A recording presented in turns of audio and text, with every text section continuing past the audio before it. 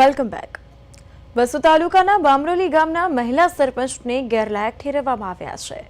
જશોદાબેન દશરથભાઈ સોલંકીને તેમના સરપંચ પદ પરથી દૂર કરવાનો સત્તાવાર હુકમ કરાયો છે. સરપંચને ગેરલાયક ઠેરવવાનું મુખ્ય કારણ સામે આવ્યું છે કે તેમને ત્રીજું સંતાન નિર્ધારિત તારીખ 3 ઓગસ્ટ 2006 બાદ જન્મેલું છે.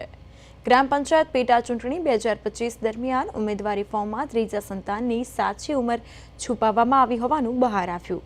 આ બાબતે ગામના મણિબેન સોલંકી અને નટવરભાઈ સોલંકીએ ફરિયાદ નોંધાવી હતી. ફરિયાદના આધારે તપાસ સમિતિની રચના કરવામાં આવી હતી, જેમાંના રિપોર્ટમાં સરપંચ દોષિત સાબિત થયા હતા. તો તપાસ દરમિયાન જન્મ નોંધણીના રેકોર્ડમાં ચેડા થયા હોવાનું સામે આવ્યું. હોસ્પિટલના રેકોર્ડમાં વિસંગતતા હોવાનું પુરાવા પણ સામે આવ્યા છે. તમામ પુરાવા અને તપાસ અહેવાલને ધ્યાને રાખી તાલુકા વિકાસ અધિકારી દ્વારા સરપંચને તાત્કાલિક અસરથી ગેરલાયક ઠેરવવાનો આદેશ આપવામાં આવ્યો છે. ટીડીઓના આદેશથી સ્થાનિક રાજકારણમાં ખળભળાટ મચ્યો.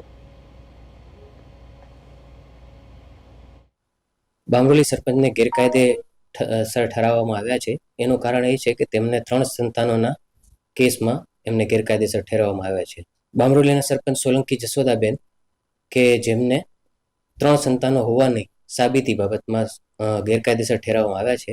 તેમાં જ્યારે તેઓએ ચૂંટણી સમયે પુરાવા રજૂ કરેલા હતા, તેમાં તેમની જન્મ તારીખ 27/6/2006 દર્શાવેલ હતી, જે ગુજરાત પંચાયત અધિનિયમના સુધારા મુજબ 3 સંતાનોના જે સુધારા થયેલ છે તે મુજબ કટ ઓફ ડેટ 3/8/2006 દર્શાવવામાં આવેલ છે. એટલે જે તેમને ચૂંટણી સમયે પુરાવા રજૂ કર્યા હતા તે 27/6/2006 હતા. પરંતુ ત્યારબાદ અરજદાર દ્વારા અરજી કરવામાં આવી અને સમયાંતરે તેમના પુરાવા અને રેકોર્ડની ચકાસણી કરતા તેમનું અન્ય જન્મનું પ્રમાણપત્ર મળી આવેલ હતું, જે વસો ગ્રામ પંચાયત ખાતેનું હતું.